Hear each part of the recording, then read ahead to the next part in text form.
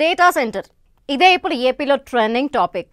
Data సెంటర్తో వచ్చే లాభం కంటే నీటి కొరత, కరెంటు కష్టాలే ఎక్కువగా ఉంటాయని ఓ ప్రచారం జరుగుతోంది. గూగుల్ డేటా సెంటర్తో వచ్చే ఉద్యోగాలు కూడా చాలా తక్కువ అని ఓ వర్గం చెప్పుకొస్తోంది. ఆ కన్ఫ్యూజన్కి, డౌట్స్కి అన్నింటికీ క్లారిటీ ఇచ్చేలా గూగుల్ సీఈఓ ఇచ్చిన స్టేట్మెంట్ ఇప్పుడు ట్రెండింగ్ అవుతోంది. సుందర్ పిచ్చే క్లారిటీతో గూగుల్ డేటా చుట్టూ నడుస్తోన్న దుమారం ఆగుతుందా? అందరి మాటలకు ఆయన సమాధానంతో క్లారిటీ వచ్చినట్లేనా? గూగుల్ డేటా సెంటర్ చుట్టూ రాజకీయ దుమారం. సుందర్ పిచాయ్ క్లారిటీతో డౌట్స్ క్లారిఫై అయినట్లేనా? అందరి ప్రశ్నలకు గూగుల్ సీఈఓ సమాధానం చెప్పినట్లేనా? ప్రభుత్వం ఫేస్ చేస్తున్న ప్రశ్నలకు సుందర్ పిచాయ్ ఆన్సర్.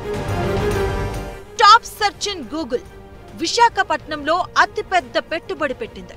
$15 బిలియన్ తో డేటా ఆర్టిఫిషియల్ ఇంటెలిజెన్స్ సెంటర్ ను ఏర్పాటు చేయబోతుంది. అమెరికాను దాటి గూగుల్ ఏర్పాటు చేయబోతున్న మొట్టమొదటి ఏఐ సెంటర్ ఇదేనని చెబుతున్నారు. ఈ డేటా సెంటర్ ఏర్పాటు కోసం ఏపీ ప్రభుత్వంతో గూగుల్ కు ఒప్పందాలు కూడా కుదిరాయి.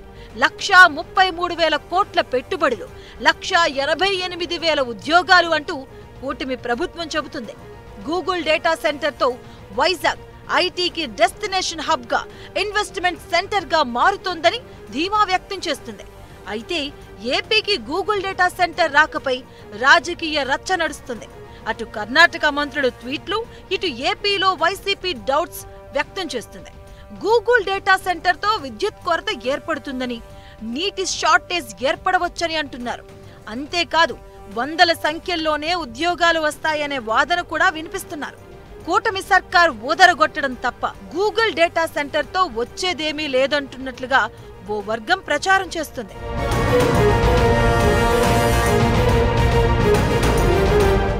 అతిపెద్ద డేటా సెంటర్ ను తెచ్చామని ఏపీ ప్రభుత్వం, అసలు డేటా సెంటర్ తో వచ్చే ఉద్యోగాలేంటో చెప్పాలని ఇంకో వర్గం క్వశ్చన్ చేస్తుంది.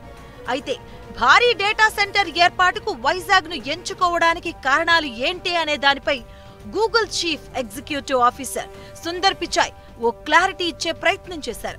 భారత్ లో గూగుల్ పెడుతున్న అతిపెద్ద ఆర్టిఫిషియల్ ఇంటెలిజెన్స్ ఇన్వెస్ట్మెంట్ ప్రాజెక్ట్ గా చెప్పారు.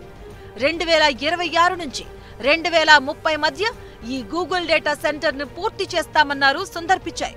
దీనికి 80% విద్యుత్ ను క్లీన్ ఎనర్జీ నుంచి తీసుకుంటామని, సబ్సీ కేబుల్స్ కూడా ఏర్పాటు చేస్తామని అంటున్నారు పిచాయ్. ఇంత భారీ పెట్టుబడి విశాఖపట్నంలో పెట్టడానికి సుదీర్ఘ తీర ప్రాంతం ఉండటం, ప్రత్యేకంగా భౌగోళిక వాతావరణం ఓ కారణంగా చెప్పారు.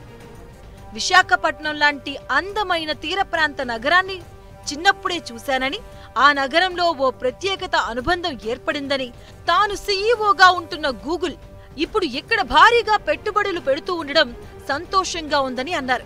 గూగుల్ డేటా సెంటర్ తో వైజాగ్ పూర్తిగా మారబోతుందని, అనుబంధ రంగాలు, పరిశ్రమలు మరింత వేగంగా డెవలప్ అవుతాయని చెప్పుకొచ్చారు.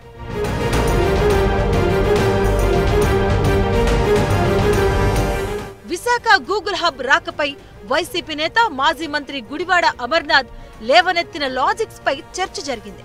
అయితే ఏదైనా ఒక ప్రాజెక్టు వస్తుంది అంటే అంతో ఇంతో లాభమే ఉంటుంది తప్ప నష్టమైతే తక్కువే. గూగుల్ డేటా సెంటర్లో 1,88,000 ఉద్యోగాలు వస్తాయో అంతకంటే తక్కువ మందికే ఉపాధి దొరకచ్చు. కానీ కొత్తగా ఎంప్లాయ్మెంట్ క్రియేట్ అవ్వడం మాత్రం ఖాయం. ఏ స్థాయిలో ఉద్యోగ కల్పన జరుగుతుంది, అనుబంధ రంగాలు ఎంత డెవలప్ అవుతాయి అనేది ప్రాజెక్ట్ ల్యాండ్ అయ్యాక పూర్తి క్లారిటీ వస్తుంది.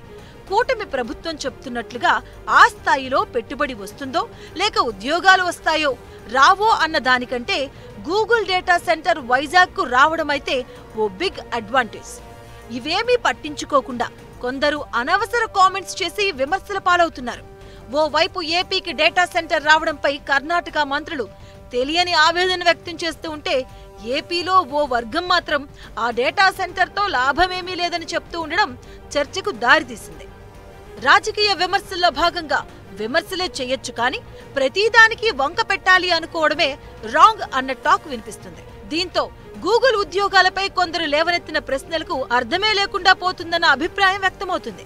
ఇదే సమయంలో వైజాగ్ ఏఐ హబ్ ఏర్పాటుపై గూగుల్ సీఈఓ ఇచ్చిన క్లారిటీతో ఇక అందరి కన్ఫ్యూజన్ డౌట్స్ కు క్లారిటీ వచ్చేసినట్లేనన్న చర్చ కూడా నడుస్తుంది.